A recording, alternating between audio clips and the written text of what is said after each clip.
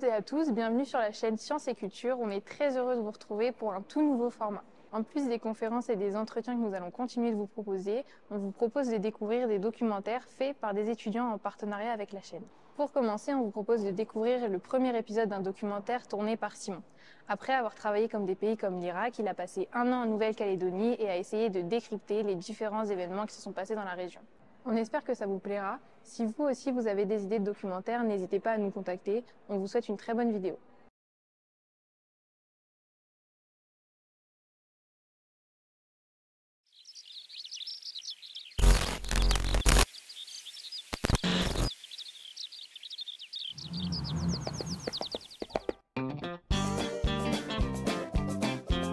Je suis un car little boy, un enfant du C'est pour la vie, nos cultures, nos traditions et notre train de vie.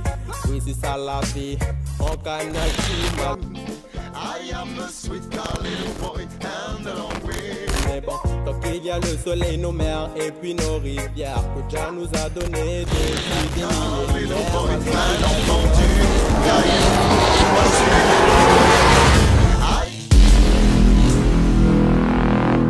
Depuis lundi, l'archipel est le théâtre d'incendies, de pillages et d'affrontements. Une flambée de violence qui a réduit en cendres plus d'une centaine d'entreprises. For days, chaos has reigned.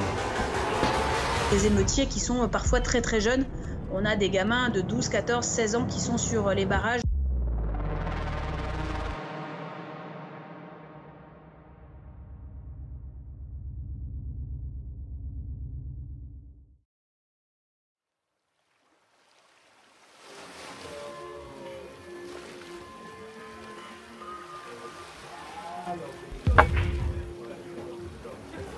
La bière No. 1 est la plus ancienne bière et la plus populaire de Calédonie.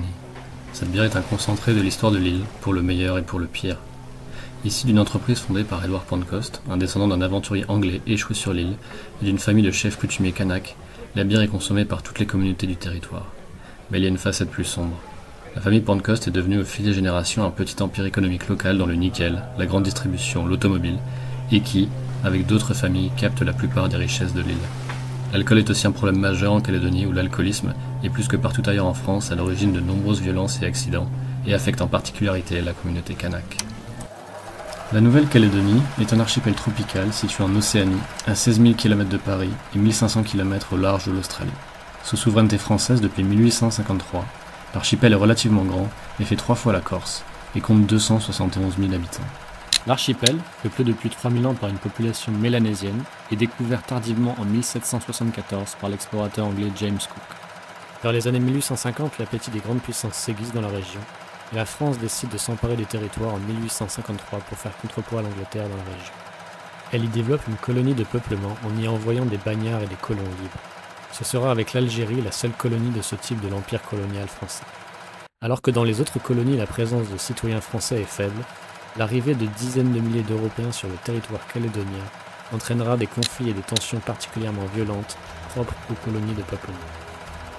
En effet, il ne s'agit pas uniquement de la domination de l'État français sur le peuple autochtone, mais d'une rivalité mortifère entre deux groupes, les colons blancs contre les Kanaks, pour le contrôle des terres et des ressources. Les Kanaks se verront spoliés d'une grande partie de leurs terres et seront reflués dans les zones les moins fertiles. Dans ce contexte, et comme en Algérie, les mêmes rancœurs, haines, les visions irréconciliables se développent. Néanmoins, il existe une différence majeure avec toutes les colonies de peuplement, toutes puissances coloniales confondues. Alors que les autres sont allés à leur terme en remplaçant complètement la population première, comme en Australie, Nouvelle-Zélande ou en Amérique, la colonisation de la Calédonie s'est arrêtée à mi-chemin, aboutissant à un équilibre unique dans l'histoire. Un territoire peuplé par plus ou moins la moitié de la population autochtone et la moitié de non-autochtones, colons et travailleurs coloniaux importés mélangés. La Deuxième Guerre mondiale mettra fin au régime de la colonie et de l'indigénat. Les mêmes droits seront progressivement donnés aux Kanaks jusqu'à l'obtention finale du droit de vote, seulement donné en 1957. Si les mêmes droits sont accordés aux Kanaks, rien n'est fait concrètement pour rééquilibrer les énormes inégalités coloniales. La tension montera progressivement jusque dans les années 1980, où le territoire fera face à des fortes tensions, appelées les événements, qui culmineront en 1988 et feront entre 70 et 90 morts. Proche de la guerre civile, les deux camps finiront par trouver un accord politique Ces accords organiseront la vie du territoire jusqu'à la fin des années 2010. 3 référendums, dont un boycotté par les indépendantistes, auront lieu, mais aboutiront à une impasse politique. Le mouvement indépendantiste n'arrivera pas à convaincre hors de la communauté kanak. Les loyalistes échoueront à s'imposer par une victoire nette et à rallier la communauté kanak dans un projet avec la France. Dans cette situation floue, sans perspective, une loi va mettre le feu aux poudres en mai 2024. Il s'agit de l'intégration sur les listes électorales locales de plusieurs dizaines de milliers de non-Kanaks nés hors de la Calédonie. Si cette mesure serait anodine ailleurs, elle menaçait de rendre définitivement minoritaire électoralement la population autochtone les Kanaks. De violentes émeutes ont alors éclaté. 24% du PIB de l'île a été détruit, 500 policiers ont été blessés, 13 personnes sont mortes, plusieurs dizaines blessées par balle, 3000 personnes ont été interpellées et plus de 200 incarcérées. 4 mois après le début de ces troubles, une accalmie précaire règne sur les territoires et la vie a repris son cours presque normal à Nouméa. Les commerces sont réouverts, les gens sortent, les bars sont pleins. Mais rien n'est réglé, les discussions politiques sont au point mort. Les barricades de défense de quartier sont encore nombreuses, les destructions causées par les émeutes sont présentes partout, et chacun affiche son camp ostensiblement. Mis à part à l'hôtel de ville, le drapeau kanak et français ne flotte jamais ensemble. Il faut choisir son camp, français ou kanak, indépendantiste ou loyaliste. Dans ce contexte tendu, je rencontre un groupe d'habitants qui a construit une impressionnante barricade au bout d'une rue. Ici sur Katiramona, on est quand même toutes les ethnies. À toutes les ethnies, on est tous ensemble, c'est comme une famille. Donc c'est assez mixte quoi. Oui. Oui, pour notre barrage, c'est juste une sécurité pour notre quartier par rapport aux événements. Mais on est là, on n'est pas des milices ni machin, on est juste là pour protéger notre quartier.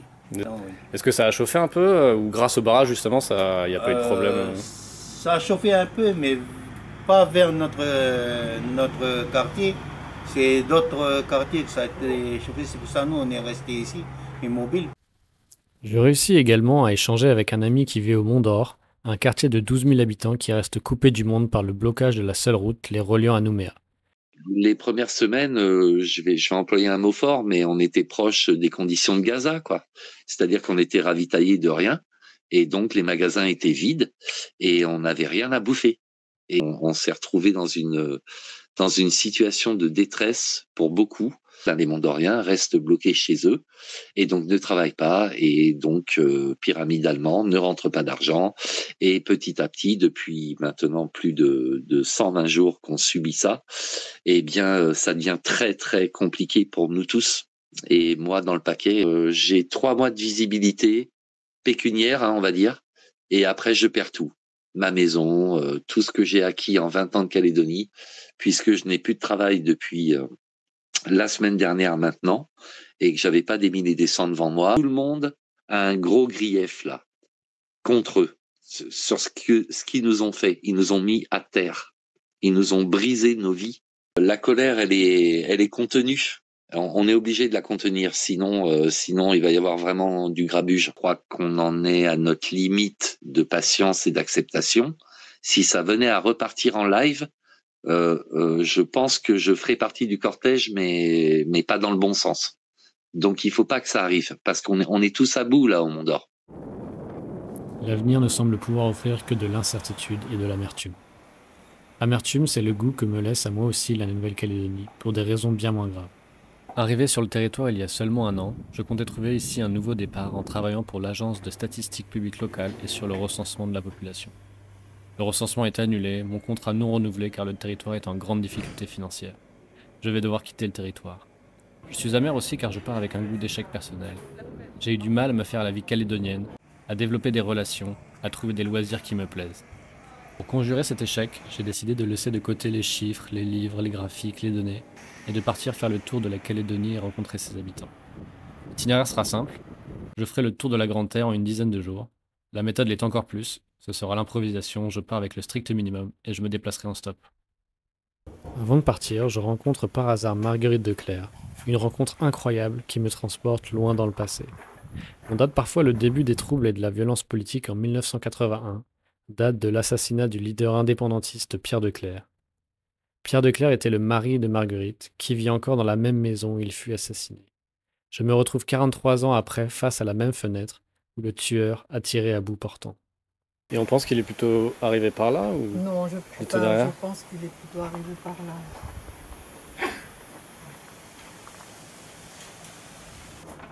Bon, alors ici, c'était notre chambre. Ici, il y avait mon bureau et là, il y avait son bureau. À la fenêtre par où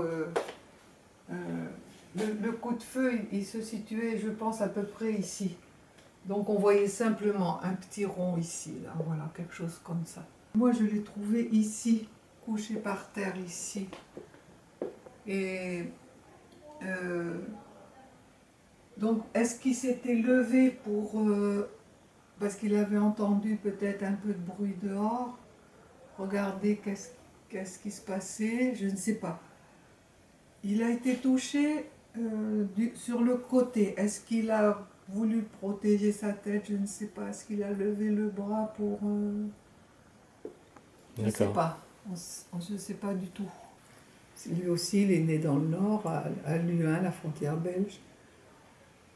Il est venu ici, la première fois, c'était en 64, mais c'était pour faire une sorte de coopération, remplacer le service militaire. Il a beaucoup aimé le pays, les gens. Et toutes ces années, pendant toutes ces années, il s'est beaucoup déplacé. Il a regardé un peu, il a essayé de comprendre ce qui se passait dans ce pays. Il y a des choses qu'on voit tout de suite. Par exemple, on voit tout de suite le racisme. On voit tout de suite certaines choses comme ça. Il ne s'est engagé en politique qu'en 75.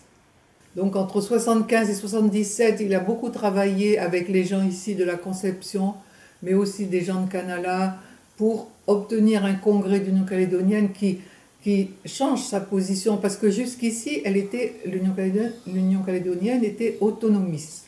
Ils ont travaillé à préparer ce congrès, qui a eu lieu finalement en 77 à Bourail. Il n'y a pas eu de prise de position pour l'indépendance, c'est resté encore l'autonomie, mais dans le but d'accéder à l'indépendance. En 77, Pierre a présenté au Congrès un plan pour restructurer le mouvement. J'avais interviewé François Burck à l'époque, qui était un compagnon de Pierre, et il nous a dit, avec ma petite fille, on était allé l'interviewer, et il nous a dit, on a vu qu'on avait un chef. Et donc, il a été élu secrétaire général de l'Union calédonienne. Ensuite, il a été très critiqué, calomnié dans une certaine presse locale. Il se sentait menacé, c'est vrai. Il a eu des menaces de mort. Le soir, c'était un samedi. Il était un peu fatigué, et puis le soir, je me souviens,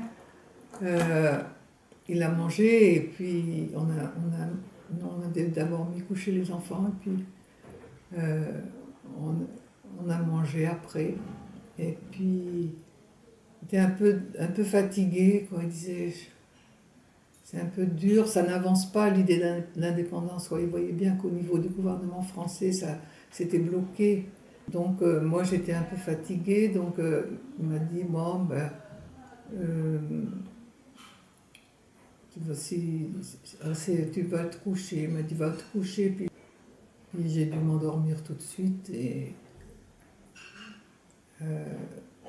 j'ai été réveillée.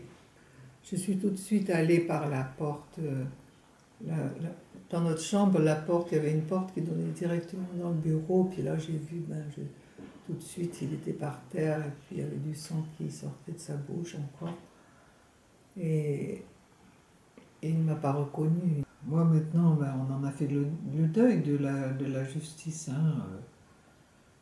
Il n'y en a pas. Bon, on entend dans l'article là, Canon a été indemnisé, et bien indemnisé. Mais bon, nous, zéro. Tout a été fait pour pour qu'on ne sache rien, parce que celui qui l'a dénoncé, hein, donc un indicateur de la DST, est revenu sur tous ses dires, en plus. On lui a fait, on l'a obligé à dire que tout ce qu'il avait dit était faux.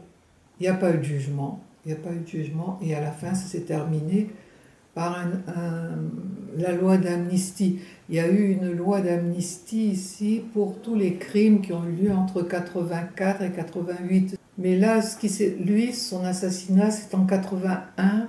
Mais l'État a demandé qu'on mette aussi cette affaire-là dans l'amnistie. Et finalement, le résultat, c'est qu'on ne saura jamais qui a tué Pierre de Clercq. C'est ça le truc. Mais moi, je pense que l'État est derrière, vraiment l'État est derrière, à laisser faire. Il savait ce qui se préparait, puis il a laissé faire. Et vous avez jamais eu envie, parce que je me mets juste à votre place, et je me dis, c'est-à-dire que cet assassin est dans la même ville que moi peut-être. Exact. Si c'est lui, oui, peut-être oui. que je le croise. Oui. J'aurais peut-être été tenté de faire des justices moi-même. Non, mais c'est pas mon style. Non. Mais on s'est croisés en plus, il n'y a pas longtemps, dans le cabinet médical. Là. Est-ce que c'est lui? C'est ça le problème aussi. Est-ce que c'est lui? Est-ce que c'est pas lui? C'est ça aussi. Hein. Donc, comme il n'y a pas eu... C'est pas allé jusqu'au bout, on ne sait pas. Lui a toujours nié. Vous pensez qu'un jour il voudra libérer sa conscience et dira quelque chose? Je sais pas. Je sais pas. Peut-être.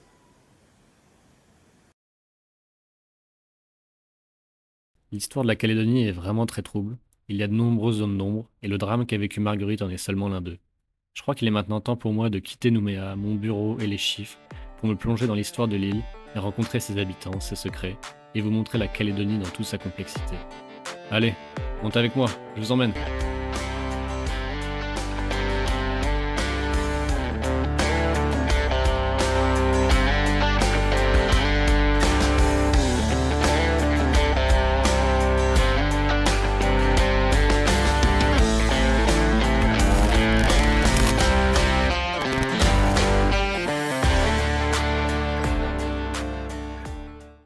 Merci à vous d'avoir regardé cet épisode. N'hésitez pas à nous dire ce que vous en pensez en commentaire, c'est très important pour nous.